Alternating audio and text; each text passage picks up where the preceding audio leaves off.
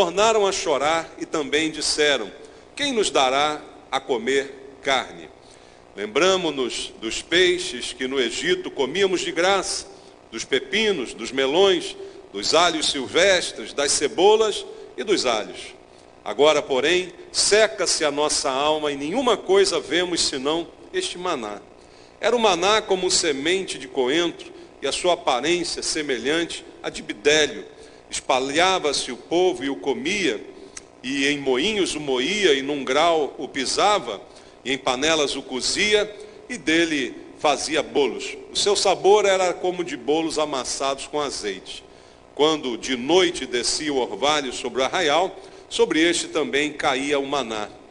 Então Moisés ouviu chorar o povo por famílias, cada um à porta de sua tenda, e a ira do Senhor grandemente se acendeu e pareceu mal aos olhos de Moisés. Amém. Senhor Jesus, tua palavra diante de nós, mais uma vez, uma expectativa, um desejo no nosso coração de sermos alimentados espiritualmente. Esse é o momento, Pai, de alimento espiritual. Do nosso espírito, receber do Espírito do Senhor uma palavra que venha suprir as nossas necessidades espirituais, que venha nos sustentar espiritualmente, para que não venhamos a cair, meu Pai, mas que permaneçamos de pé, firmes no Senhor, pelo sustento da Tua palavra. E para isso, ó Deus, eu entrego a minha vida em Tuas mãos e peço mais uma vez a Tua graça, a Tua misericórdia sobre mim e a unção do Teu Espírito, para que eu consiga ministrar a Tua palavra pura, com verdade, sem contaminação, e todos nós sejamos abençoados grandemente por ela. É o que eu te peço em oração com meus irmãos, no nome de Jesus. Amém. Graças a Deus. Podem sentar, irmãos. Amados, aqui esse texto traz um momento histórico na vida do povo de Israel, já na sua caminhada pelo deserto. Nós que conhecemos a história bíblica, sabemos que o povo foi por Deus milagrosamente libertado da escravidão que passavam no Egito, e diante das pragas que torceram ali o coração de Faraó, até que finalmente os deixa sair, e a gente conhece a história da caminhada desse povo no deserto. Logo depois da saída do Egito, um enfrentamento diante do Mar Vermelho, e ali Deus, através de Moisés, abriu o mar, eles passaram a pé enxuto, e os egípcios que tentaram segui-los foram então tragados por aquele mar. E a partir dali começa a caminhada deles rumo à terra que o Senhor prometera muitos anos antes a Abraão, quando fez com este uma aliança. E a Bíblia diz que eles, por mais ou menos cerca de um ano, ficaram ali, depois do mar, tendo um momento de tratamento de Deus, de fortalecimento, de preparo, para começar a marchar pelo deserto, rumo à terra prometida. E aqui, nesse texto que a gente começa no capítulo 11, está narrando a história, depois de poucos dias do início dessa caminhada no deserto. Para ser mais exato, foram 3 dias de caminhada, e no terceiro dia de caminhada no deserto, começa o povo a murmurar, a reclamar da própria sorte, como a Bíblia diz aqui, como se tivessem esquecido todos os milagres feitos por Deus anteriormente. Como se já não levassem em conta as pragas no Egito, o milagre de abrir o mar, o milagre do maná que caía toda manhã e sustentava aquele povo naquele deserto. Tudo isso de repente é esquecido pelo povo e eles começam apenas com 3 dias de caminhada a reclamar, a murmurar e chiar aí diante de Deus, como se Deus não existisse e como se ele estivesse até contra os propósitos do povo. Veja o versículo 1. Queixou-se o povo da sua sorte aos ouvidos do Senhor. E ouvindo o Senhor, acendeu-se-lhe a ira, e o fogo do Senhor ardeu entre eles, e consumiu extremidades do arraial. Veja, eles se queixam a Deus. Se queixam de quê? Da própria sorte. Dizendo, que coisa chata, termos que enfrentar um deserto. Deserto não é um bom lugar, não é, irmãos? A gente hoje visita desertos, né? Algumas pessoas visitam desertos que se tornaram atrações turísticas, o deserto do Atacama, ali no Chile, né? Muita gente vai lá, até no próprio deserto do Saara, mas ninguém quer ficar lá caminhando dia e noite, né? Porque não deve ser algo agradável. Podemos visitar por 1 ou 2 dias e tirar fotos e ver a beleza do lugar, mas não é um lugar para se viver, não é um lugar para se morar. E aquele povo, a apenas 3 dias de caminhada, começa a se queixar de Deus, começa a murmurar da própria sorte, e isso certamente não agradou nem um pouco ao Senhor. E a primeira reação de Deus foi enviar um juízo sobre eles.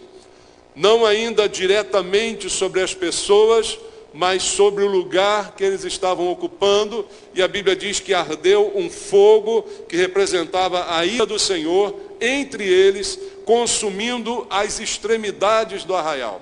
Como se eles ficassem ali cercados por um círculo de fogo, mostrando a indignação de Deus com aquela atitude de murmurar, de reclamar da própria sorte.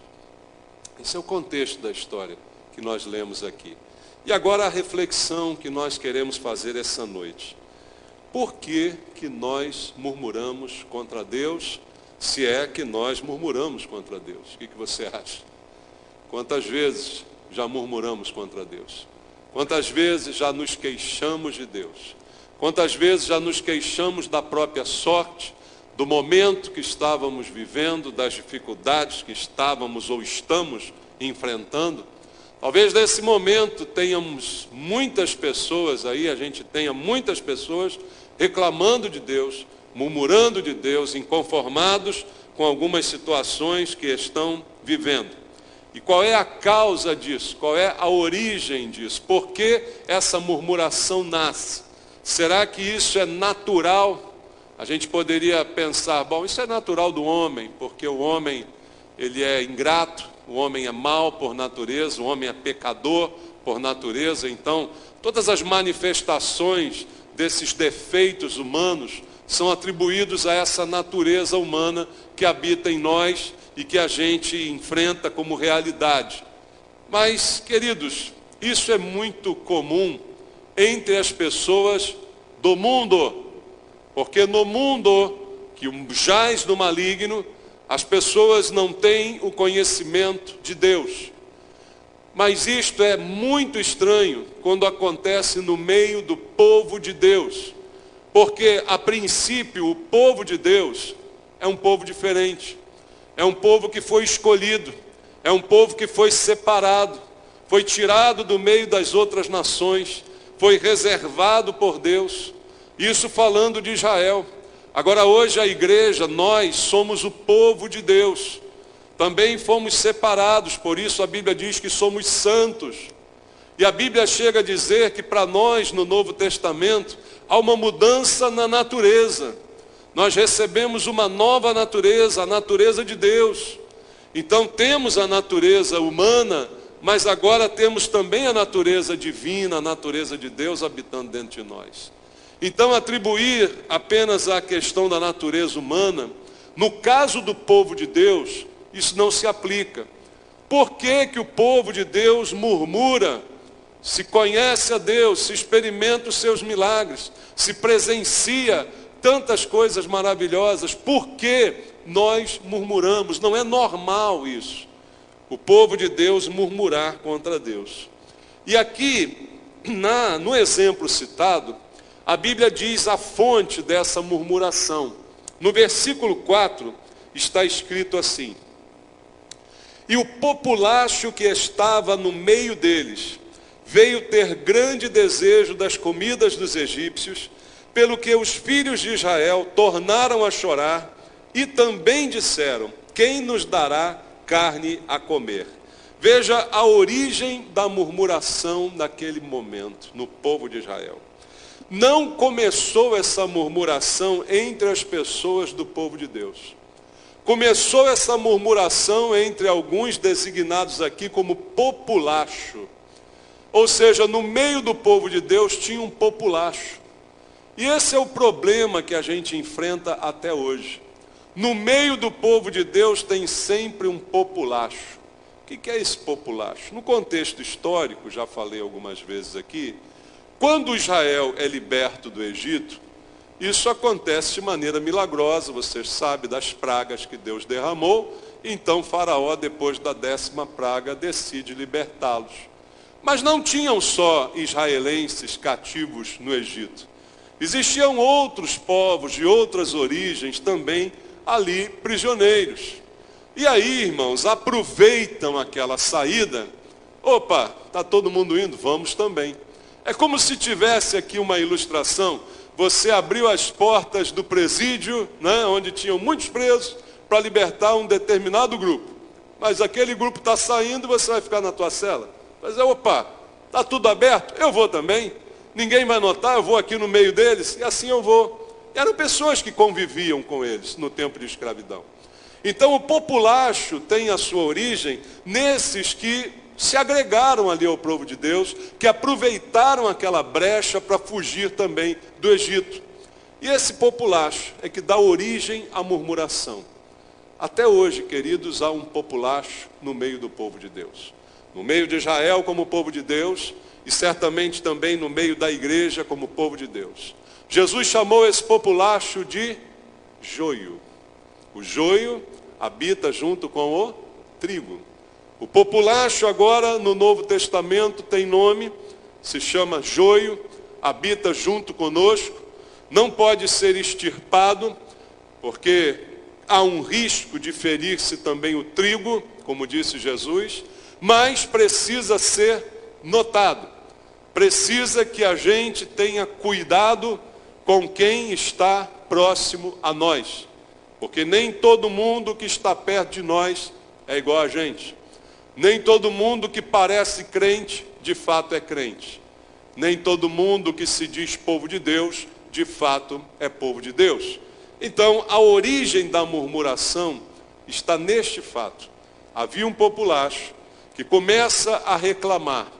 E começa a dizer assim, que saudade das comidas lá do Egito. Era tão melhor do que esse maná sem gosto, sem cheiro, sem forma, que cai todo dia nesse deserto árido, que não é um lugar legal para ficar. O Egito era tão bom, era perto do rio Nilo, tinha água à vontade, tudo que se plantava nascia, era muito fácil a agricultura, era muito fácil criar animais. Agora estamos num deserto que não nasce nada, que não tem água à vontade para beber, que a gente vive numa incerteza diária, se no dia seguinte vai cair mesmo esse maná. Que saudade das comidas dos egípcios, que saudade, eles lembram aqui dos peixes, que a gente comia de graça, era abundante no Nilo, os pepinos, os melões, os alhos silvestres, as cebolas, os alhos. Olha, eu tirava os alhos, mas tudo bem. Eles sentem saudade dessa comidinha do Egito. E esta frase, esta murmuração, sai primeiro da boca do populacho. E aí você vê como há uma contaminação. Talvez eu diga, pior do que a contaminação da pandemia que estamos vivendo hoje. A gente tem agora muita gente aí com uma neurose para se proteger, né? Se lava, se banha, se toma banho de álcool gel, bota máscara, saca o plástico na cabeça, faz tudo que puder, fica longe das pessoas, porque eu não quero pegar. Mas de repente é uma vítima fácil de um populacho desse que contamina e contamina muito mais. O próprio Senhor Jesus afirmou que o que contamina o homem não é o que entra, mas é o que sai. A gente está muito preocupado com o vírus entrar, mas poucos estão preocupados com aquilo que sai da gente. E o que a Bíblia diz que a gente deve se preocupar em primeiro lugar é com o que sai, não é com o que entra. Se você não gosta, reclama com a OMS, porque quem diz é a Bíblia, e eu acredito nela. Então a maior preocupação não é com aquilo que vai me contaminar externamente, mas com aquilo que sai da boca. E a boca fala do que o coração está cheio. E essa contaminação do populacho foi muito pior e mais contagiosa, porque de repente, quem era maior número ali? Eram os israelitas ou era o populacho? Não, o maior número eram os israelitas. O populacho era uma pequena parte. Mas como é que uma pequena parte consegue azedar toda aquela população? Com uma murmuração, com uma palavra que sai da boca. Palavra mortífera, mortal, que contamina, que azeda a alma, azeda a fé das pessoas, que vai contaminá-las a ponto de se voltarem contra Deus. Olha o perigo da contaminação que nós estamos vivendo ainda hoje por causa desse mesmo populacho. A presença de ímpios na congregação, que trazem para nós uma contaminação por palavras. Não foi por contato, não foi por saliva, não foi por suor, não foi por estar junto, mas foi pelo que foi dito. A palavra que saiu da boca saiu como um veneno mortal que matou literalmente aquele povo diante de Deus, a ponto de Deus ficar indignado, irado com o comportamento de cada um deles. E essa foi a razão da murmuração. Amados, quando olhamos para o dia atual, nós vemos a mesma causa e o mesmo resultado. Por que o povo de Deus murmura hoje? Por causa do populacho. E não tem jeito, porque o populacho está no nosso meio. E agora está pior. Irmãos, hoje a igreja enfrenta um populacho muito pior. Antigamente, alguns anos atrás, não muitos, talvez 20 ou 30 anos atrás, a igreja sempre teve joio. Concorda comigo? Isso não é novidade, Jesus disse isso há 2000 anos atrás. Então a igreja sempre teve joio, sempre teve gente infiltrada na igreja que não era crente, parecia crente, não agia como crente, contaminava, beleza. Só que hoje a igreja, ela saiu das quatro paredes. Aliás, o mundo todo saiu das quatro paredes. Então nós temos a internet, que é uma terra de ninguém, né? Que é muito maior, muito mais abrangente do que a gente possa imaginar.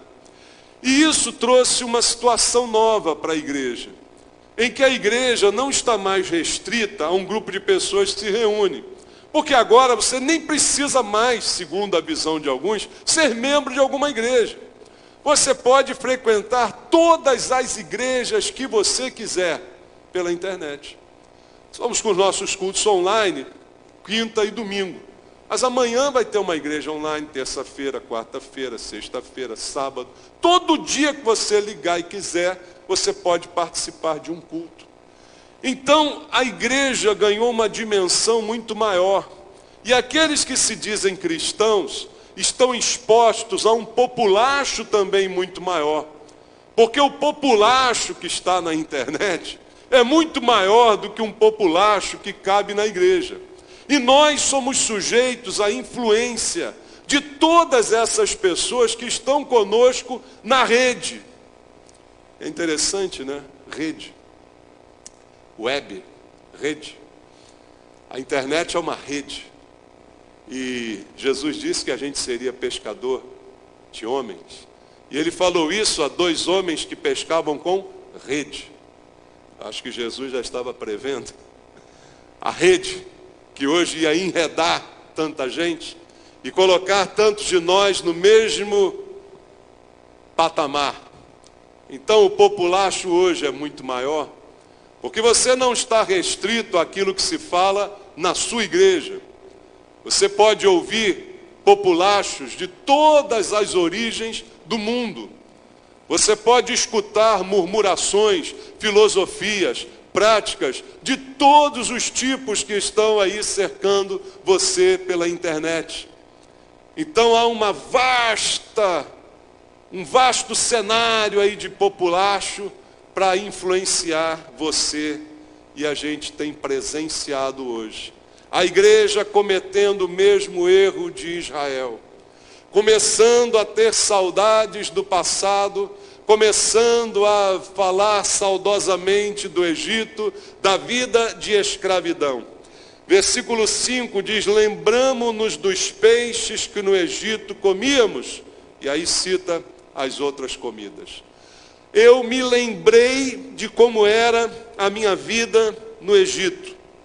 E eu comecei a desejar as coisas que eu desfrutava naquela circunstância. Só que eu esqueci. Eu lembrei do que eu quis lembrar e esqueci do que eu quis esquecer. Eu lembrei dos melões, dos pepinos, das cebolas e alhos, dos peixes, mas esqueci que eu era escravo. Eu esqueci que eu tinha tudo isso disponível, mas em troca eu tinha que dar o meu trabalho sem remuneração. Que em troca eu era escravizado por um outro povo. Mas não importa ser escravo, desde que eu tenha segurança, desde que eu me sinta seguro, que eu sei que todo dia vai ter peixe, todo dia vai ter pepino, melão, todo dia vai ter cebola e alho. Então isso me dá uma sensação de segurança. E aí, por uma sensação de segurança, vale experimentar um pouquinho de escravidão. A gente tem visto aí gente no mundo, né? Parece brincadeira, mas outro dia eu vi na TV, na internet, o homem queria ser preso. Não, me prende. Não, você não fez, não, eu vou fazer um crime aqui para você me prender. Porque na cadeia eu vou receber o auxílio, né, que o preso recebe, auxílio reclusão, eu vou ter casa, comida, não vou ter que aturar minha mulher, né? Parece brincadeira. Mas o cara queria ser preso, era verdade. Porque é mais vantajoso ser escravo do que ser livre. Porque se eu estou na cadeia, ninguém me rouba, né? Eu estou lá, estou seguro. Eu estou guardado, eu estou protegido. E é isso que está acontecendo no mundo que nós temos vivido. E infelizmente tem contaminado aqueles que se dizem cristãos. Vender a sua liberdade por um pouco de segurança. E como dizia um grande americano, se você vender a sua liberdade por um pouco de segurança, você vai perder as duas, tanto a liberdade quanto a segurança. Não há como se negociar. Liberdade vem em primeiro lugar. Liberdade é o mais importante. E Cristo, quando nos salvou, o que Ele fez? Nos libertou. Se Cristo te libertar verdadeiramente, você será livre. A maior obra de Jesus, que chamamos salvação, significa libertação. E a Bíblia diz agora, não se submetam novamente ao jugo de escravidão, porque você foi livre. Mas aí, tem um populacho falando do meu lado, tem um grupo do WhatsApp que eu frequento, tem uns cientistas que eu conheço, tem umas pessoas cultas da minha faculdade, que me ensinam que é melhor me submeter a controles, me submeter a domínios, porque tem alguém cuidando de mim, porque o Estado quer o melhor para mim, porque o Estado me protege. E aí eu volto a ser escravo, e eu esqueço de que Cristo me libertou, e eu penso assim, de repente ser escravo no Egito é bom, porque tem o rio Nilo, tem os peixes, tem os melões, tem os pepinos, tem muita coisa vantajosa. E as pessoas então começaram a olhar para as aparências e não para o significado. E quando a gente seguia por aparências, nós esquecemos o significado. E o significado é mais importante do que a aparência das coisas. E parece que as pessoas andam cegas, como estavam cegos o povo judeu, que se deixou levar por esse populacho. Veja só o que diz o versículo 6 e versículo 7. Agora, porém, seca-se a nossa alma, e nenhuma coisa vemos, senão este maná. Era um maná como semente de coentro, e a sua aparência semelhante à de bidélio. O que eles viam diante deles era um maná. Pastor, o que é o maná? O maná é um troço. Acho que a melhor definição para maná é troço. Você conhece a palavra troço? O que é isso? Isso é um troço aí. Se fosse mineiro, dizia que era um trem. É um trem aí que a gente come. É um troço aí que a gente come. Não tinha aparência, não era aquela coisa gostosa, você olha, né? Aquela torta de chocolate, aquele sorvete de morango com chantilly. Não tinha uma aparência, né, que se provocasse, né? Poxa, aquela carne, né? do churrasco, bonitinha, no ponto certo, nem muito vermelha, nem muito preta, né? Não tem essa aparência. Era um troço. E aí, olhando para aquele troço, eles pensavam assim, peraí, a minha alma está seca aqui. E eu não vejo nenhuma solução. O deserto é seco, areia para tudo que é lado. Não tem água, não tem planta, não tem nada, mas tem esse troço. Então eu começo a olhar para a aparência e esqueço do significado. E qual era o significado do troço? O significado do troço é que Deus cuida de mim todo dia. Esse é o significado do troço. Mas o troço fica desprezível aos meus olhos. E aí eu começo a desdenhar do cuidado de Deus. Porque o maná caía todo dia. E o maná tinha uma coisa especial nele, que Deus disse assim, ó, não pode ser guardado para o dia seguinte.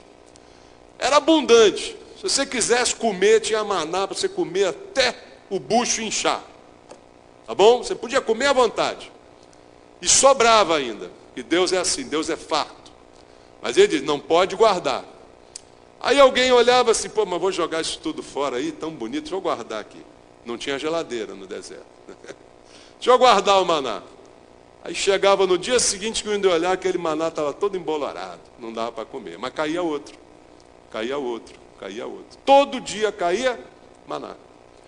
Então o maná, o troço, simbolizava, significava, havia ali um sentimento de que ele é a prova, ele é a evidência que Deus não me abandona no deserto. Ele é a evidência que Deus supre as minhas necessidades diariamente. E de que eu posso desenvolver uma confiança com Deus que não dependa de quanto eu acumulei num dia para desfrutar no outro. Que mostra para mim que todos os dias o pão de cada dia descerá do céu. E Deus cuidará de mim. Não há nada mais bonito nesse texto do que a ideia do maná. Porque é a prova do cuidado de Deus. É a prova de como Ele se importa comigo. É a prova de que Ele não deixa faltar. Mas é a prova também de que eu preciso confiar nele. Porque se eu guardar, eu estou confiando na minha capacidade de economizar. Eu estou confiando na minha capacidade de gerir. Não vou guardar aqui, não. É Deus que está gerindo. É Deus que está governando. É Ele que está distribuindo diariamente o que eu preciso. Mas eu preciso depender dele. E aquele povo, de repente, por causa de toda essa contaminação, começa a olhar para aquilo como algo desprezível, uma aparência esquisita, um gosto estranho, um troço enjoado. E quanto mais eu olho para o maná, mais eu tenho saudade do melão, mais eu tenho saudade do peixe. Foi isso que aconteceu naquele momento. E aí ficou aquele povo cego. Porque olho para o maná, mas não vejo o que ele significa. E começo a ver o melão e o peixe que já não estão mais diante de mim. Meus olhos se deturparam. Ignoro o que é real e começo a ver o que é imaginário. Começo a colocar o meu desejo, o meu coração em algo imaginário e desprezo aquilo que está diante de mim e que foi colocado por Deus ao meu favor. E a gente então deixa de perceber a grandeza da provisão de Deus. Diz a Bíblia, espalhava-se o povo e o colhia, e em moinhos o moía, em grau o pisava, em panelas o cozia, e dele se fazia bolo, o seu sabor era como de bolos amassados com azeite. Quando de noite descia o orvalho, sobre arraial, sobre este também caía o maná. Ou seja, ignoramos tudo isso. Ignoramos a provisão, ignoramos o cuidado de Deus. E aí vem o verso 10 e diz assim, então Moisés ouviu chorar o povo por famílias, cada um à porta da sua tenda, e a ira do Senhor grandemente se acendeu e pareceu mal aos olhos de Moisés. Moisés pensou assim, isso não vai dar certo. Ele disse no popular, isso não vai prestar. Esse povo reclamando de Deus dessa forma, esse povo se deixando contaminar por gente que nem é de Israel, esse povo se deixando corromper na sua fé, no seu coração, isso não vai dar certo. Amados, Eu tenho visto esse quadro nos dias que estamos vivendo agora. E eu penso com Moisés, isso não vai dar certo. Isso não vai funcionar. Alguma coisa muito errada vai acontecer. Alguma coisa muito complicada vai acontecer. Porque nós estamos agindo da mesma maneira. Os cristãos de hoje estão se contaminando da mesma forma. Estão se contaminando com o iluminismo. Estão se contaminando com um monte de ismos que nós temos no mundo.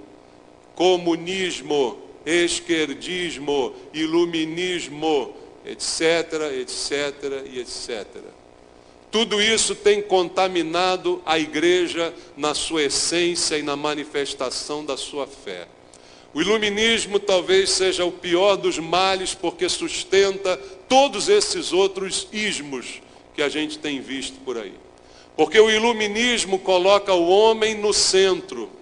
Ele é completamente oposto ao cristianismo, que é um ismo também, mas cristianismo coloca Cristo no centro e o iluminismo coloca o homem no centro.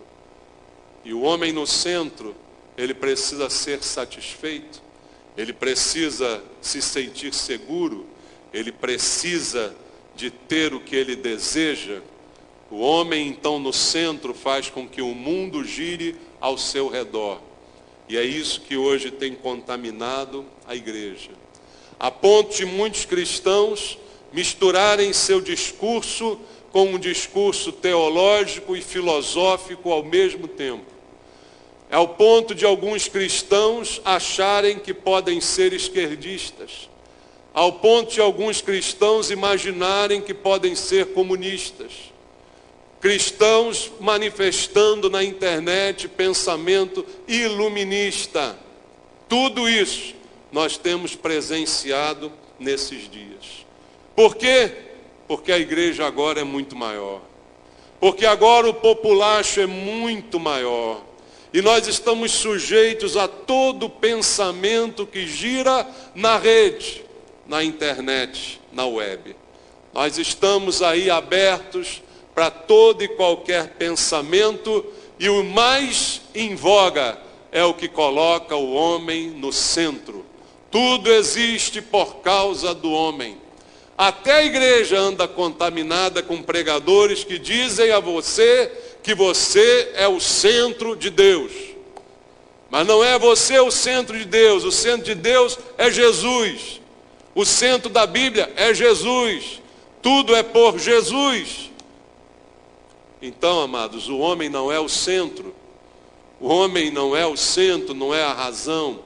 A razão é Deus. A razão é Jesus. E isso faz com que a gente possa pensar como Moisés. Como ele diz no verso 10, isso pareceu mal aos olhos de Moisés. Isso parece mal aos meus olhos.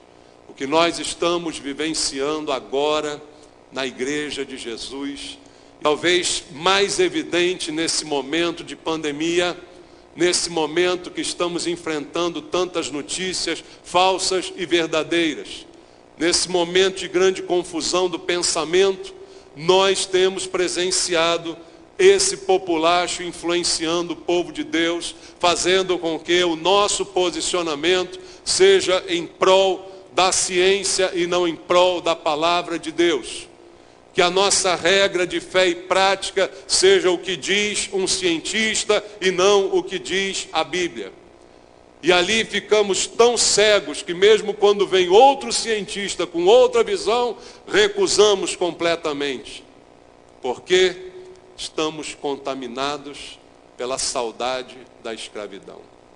E tudo que tem acontecido no mundo atual, tanto no Brasil quanto em outros países, agora, estão mostrando um preparo para o reino.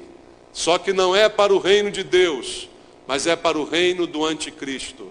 Tudo que estamos presenciando prepara o mundo para um governo único, prepara o mundo para uma visão global unificada. Tudo que estamos presenciando é um preparo para o estabelecimento do anticristo, que está para se manifestar. e vai pegar muito cristão. Uma coisa interessante, queridos, que a Bíblia diz com relação ao anticristo, a marca da besta, né, que todo mundo quer saber o que é o código de barra, é o cartão de crédito, é o chip na mão, não importa o que é. O que importa é uma coisa: você não pense que isto será imposto sobre você. O que a Bíblia diz sobre isso é que você vai querer a marca da besta. Você não vai ser amarrado, agora vou te marcar, pum, bota na tua testa lá um código de barra. Agora vou botar um chip na tua mão. Não, a Bíblia não diz isso, a Bíblia diz que o povo vai querer a marca. Pelo desejo de segurança. E é isso que está acontecendo hoje, será que você não vê? Pelo desejo de segurança, eu vou ficar em casa. Pelo desejo de segurança, eu não vou me tocar em ninguém.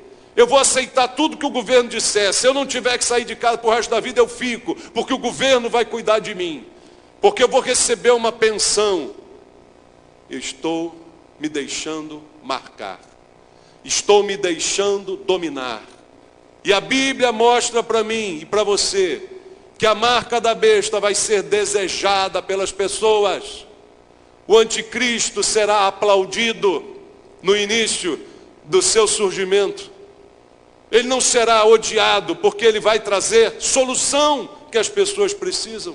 Quem sabe cura para essa pandemia ou para outras que virão pela frente. Ele vai trazer paz entre judeus e árabes. Está na Bíblia, o anticristo fará isso. E todos vão olhar e vão dizer: que grande homem que se levantou. Que grande homem, que sabedoria. Olha como ele é bom, olha como ele ama as pessoas, olha como ele se preocupa com as pessoas. Ele quer cuidar de todo mundo, quer dar saúde para todos, quer dar comida para todos. Ele é ótimo, eu me submeto a ele. Porque estou seguro, ele vai cuidar de mim. É isso que nós estamos vivendo hoje. Você dizendo: o Estado vai cuidar de mim. Não, o Estado sabe o que é melhor para mim. A OMS sabe o que é melhor para mim. Eu vou obedecer tudo que eles falarem. Porque eles sabem o que é melhor para mim. Se é ficar dentro de casa, vendo todo mundo morrer de fome, eu morro de fome feliz, mas estou seguro. Porque estou me cuidando. Ah, pastor, você fala assim, você não ama as pessoas. Não, eu não amo as pessoas, não. Quem ama é o anticristo. Quem ama as pessoas é o anticristo. Mas eu vou levar a marca que quiserem me colocar, defendendo as posições que eu defendo. Podendo você dizer que eu não amo as pessoas, estou pouco ligando para a sua opinião. O que importa é o que Deus sabe de mim. Mas o que acontece, irmãos, é que quem vai amar as pessoas é o anticristo. E elas vão se submeter docilmente a ele. Elas vão idolatrá-lo. Elas vão ovacioná-lo. Elas vão se submeter a ele. Porque ele sabe o que é melhor para elas. Ele promoveu paz, segurança, ordem mundial econômica. Ele me dá o que eu preciso. Eu faço tudo na cartilha dele. É isso que a Bíblia diz que vai acontecer. E aí, não vai ter mais motivo para murmurar. Só que hoje, ele está preparando o seu terreno. E como é que ele prepara o seu terreno? Atacando a igreja. Colocando irmão contra irmão. Ele prepara o seu terreno fazendo com que alguns que se dizem irmãos abracem filosofias que são do mundo e queiram aplicar essa filosofia na igreja. Abracem princípios comunistas, esquerdistas e tantos istas e iluministas para trazê-los para dentro da igreja. E qualquer um que fale contra isso não ama as pessoas. Qualquer um que seja contra essa posição não ama. O que importa são as pessoas. A economia a gente recupera depois, mas o que importa são as vidas. Será que você não percebe que você está sendo enganado? Será que você não desconfia de tudo que está acontecendo no mundo e que você tem sido enganado pelo populacho que agora é muito mais amplo do que esse que estava em Israel e que tem feito você murmurar contra Deus intimamente, porque você colocou Deus de lado? Deus não é mais o centro da sua vida. Agora é Deus, mas também a ciência diz isso, isso e aquilo. Agora é Deus, mas também eu preciso olhar para isso e aquilo outro. Antigamente tudo era Deus, irmãos. Mas agora Deus é uma parte. E vai chegar um tempo que Deus vai ser colocado de lado. E que o homem assumirá o trono de Deus. Sabe quem é esse homem? É o anticristo. E a Bíblia diz que ele assumirá o trono de Deus. Ele, o iníquo, vai assumir o trono de Deus. E não vai fazer isso pela força, as pessoas vão colocá-lo lá. É isso que as pessoas estão esquecendo. Por causa desse pensamento frágil que hoje muitos que se dizem cristãos têm. Mas eu começo a desconfiar hoje do cristianismo de muitas pessoas que nós temos visto e ouvido até pela internet. Eu desconfio desse cristianismo humanista. Eu desconfio desse cristianismo que não leva em conta a Bíblia, mas que quer atualizar a Bíblia em relação à ciência. Que quer usar a ciência para provar a Bíblia e não o contrário. Quando isso acontece, você é radical, você é fanático, você é isso, você é aquilo. Eu creio ou não creio. Eu creio na Bíblia ou não creio nela. Eu confio em Deus ou não confio em Deus. A situação é simples assim. Não é complicada de entender. Mas o que não posso fazer é usar a ciência para provar a Bíblia. Porque, como já disse várias vezes aqui, tudo que eu uso como prova do que eu quero confirmar é mais importante do que aquilo que eu quero confirmar. Então, se eu uso a ciência para provar a Bíblia, eu estou dizendo a ciência é mais importante do que a Bíblia. E aí pronto. Já foi tudo por água abaixo. E já se estabeleceu a murmuração ao nosso redor. E a murmuração, queridos, não fica sem resposta. E aí é que entra o que disse Moisés aqui, isso não vai acabar bem. Isso vai acabar mal. E infelizmente eu tenho percebido, a igreja vai mudar. Aliás, o mundo vai mudar. Depois que essa pandemia passar, o mundo vai mudar. Vai mudar para ficar mais de acordo com o anticristo. Para que fique mais sedutora a sua mensagem e mais fácil a sua aceitação. Mas como todos os momentos de crise da história, a igreja também vai mudar. Foi preciso um momento de crise para que a igreja mudasse. Muitas vezes aconteceu isso. Foi preciso que no ano 325, quando Constantino juntou igreja e Estado romano, aí houve uma mudança na igreja, porque apareceu uma igreja paralela, uma igreja que não se dobrava ao Império Romano, uma igreja que não se misturava com a política. Essa igreja paralela sempre existiu, mesmo antes da Reforma Protestante com Lutero, porque foram os crentes que não se dobraram a Baal. Talvez venha a acontecer isso depois que passar esse momento. A igreja vai sofrer uma mudança e vai ser revelada uma nova igreja. Uma igreja de crentes mais verdadeiros, com menos joio, com mais trigo. Talvez isso aconteça, mas talvez ela não seja popular, nunca foi. A verdadeira igreja sempre foi minoria, sempre trabalhou escondida, sempre ficou restrita. Talvez a igreja precise passar por isso. Até porque a igreja hoje está muito expandida. E por ser muito expandida também diz muita bobagem pela internet. Como eu disse, você pode escutar um monte de culto pela internet. Agora, conta no dedo quantos prestam você para ouvir. Não é, irmãos? Então a gente vai viver um tempo em que mudanças vão acontecer. Porque isso não vai acabar bem. Quando o povo murmurou desse jeito, o Senhor respondeu aos murmuradores. Versículo 18 diz assim: dize ao povo, santificai-vos para amanhã e comereis carne. Porquanto choraste aos ouvidos do Senhor, dizendo, quem nos dará carne a comer? Íamos bem no Egito, pelo que o Senhor vos dará carne e comereis. Não comereis um dia, nem 2, nem 5, nem 10, nem ainda 20, mas um mês inteiro, até vos sair pelos narizes, até que vos enfatieis dela. Porquanto rejeitaste o Senhor que está no meio de vós, e choraste diante dele, dizendo, por que saímos do Egito? Deus respondeu. Respondeu. Deus sempre responde. Mas a resposta talvez não seja a que eu gostaria de ouvir. Você está querendo carne? Você está com saudade do Egito? Eu vou fazer você matar essa saudade. Mas não vai ser um dia, nem 2, nem 5, nem 20. Vão ser 30 dias. E vai ser tanta carne que você vai comer até sair pelo nariz. Sabe o que significa comer até sair pelo nariz? Você já comeu até sair pelo nariz? Não dá, né, irmão? Sai pelo nariz quando você vomita. Não é assim? Pensa um pedacinho de carne saindo do nariz, já passou por isso? Dá nervoso, não dá? Mas é isso que Deus está dizendo. Você vai comer até vomitar. Até não aguentar mais de tanto comer. Então a murmuração, ela tem resposta. Você quer? Você vai receber. Só que isso significa a sua morte. Versículo 31.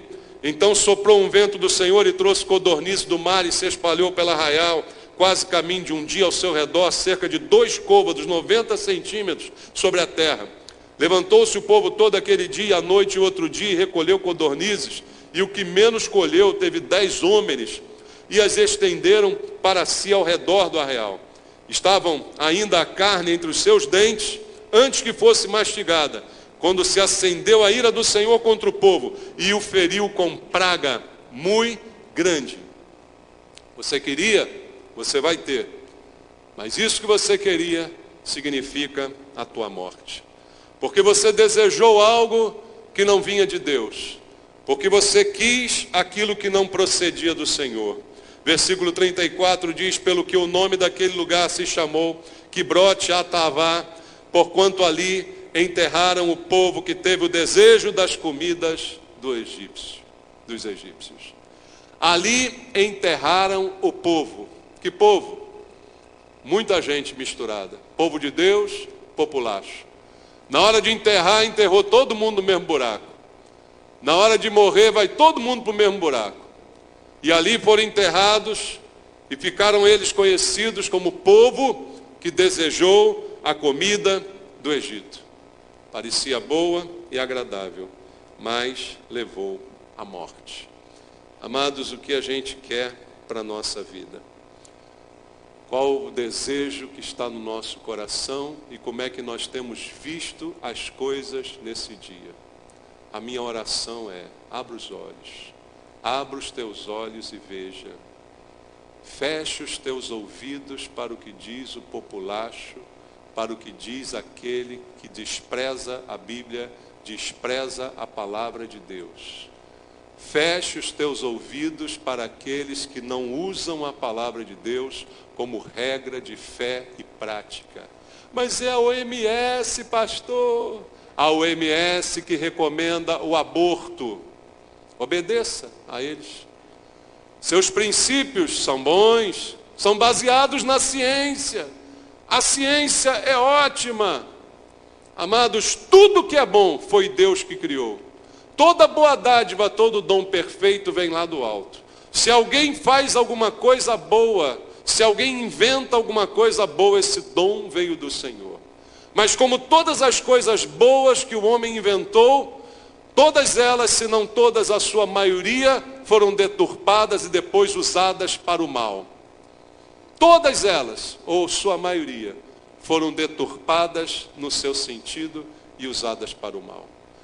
Foi Deus que criou a internet. Foi Deus que deu sabedoria ao homem para criar isso. Mas ela se transformou hoje num instrumento contra Deus. Ela se transformou hoje num instrumento contra o povo de Deus. Eu posso usá-la com sabedoria, mas eu preciso de muito cuidado ao usá-la. Tudo está ao nosso dispor, todo tipo de informação está diante de nós. Mas eu preciso muito cuidado em observar. Como diz a Bíblia, julgai todas as coisas, mas retenha apenas o que é bom.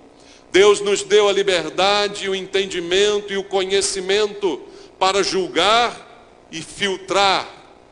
Mas se eu não julgo e não filtro, para me sentir bacana, para me sentir inteligente, para me sentir moderno como os outros, para me sentir na nata da sociedade, eu não sou um cristão, eu sou um iluminista. É essa a posição de muitos hoje, até dentro da igreja. Que Deus nos livre desse mal. Que Deus nos livre das consequências dos desejos errados, que nós temos no nosso coração. Que Deus livre o povo dele da murmuração, que o populacho não nos contamine a ponto de nós virarmos murmuradores. A igreja vai mudar, mas eu creio, vai mudar para melhor. E o melhor nem sempre é a quantidade. Muitos são chamados, poucos escolhidos. Vamos orar, irmãos. Pai, eu quero pedir ao Senhor essa noite, mais uma vez, meu Deus, eu coloco diante do Senhor cada um que crê em Ti, cada um dos meus irmãos que estão aqui assistindo pela internet, esse instrumento de Deus, de sabedoria que o Senhor deu aos homens, mas há tanta coisa boa e também tanta coisa ruim nesse meio, Pai, mas que aqueles que estão agora participando deste culto, ouvindo a Tua palavra, sejam tocados pelo Senhor, que a verdade os liberte, meu Deus, que conheçam a verdade e sejam livres de toda doutrina e filosofia dos homens, se apegando aos princípios da Tua palavra, porque se nós nos apegarmos a Deus, reconheceremos os Teus feitos, daremos glórias ao Teu nome. Ó Pai, reconhecemos que o maná é bom e veio do Senhor. Mas se os nossos ouvidos se abrirem para a influência do populacho que nos cerca, daqui a pouco estaremos reclamando da sorte, reclamando de Deus e do Teu cuidado, desprezando aquilo que o Senhor nos dá, achando que o mundo tem algo melhor a nos oferecer. Livra, Senhor, os cristãos de voltarem à escravidão, de se submeterem placidamente às forças espirituais do mal. Coloca no Teu povo um espírito aguerrido de resistência, meu Deus, de confronto contra as forças do mal. A nossa luta não é contra a carne e o sangue, mas contra principados e potestades. Fortalece o Teu povo espiritualmente, Pai, eu te peço, em nome de Jesus. Amém. Graças a Deus.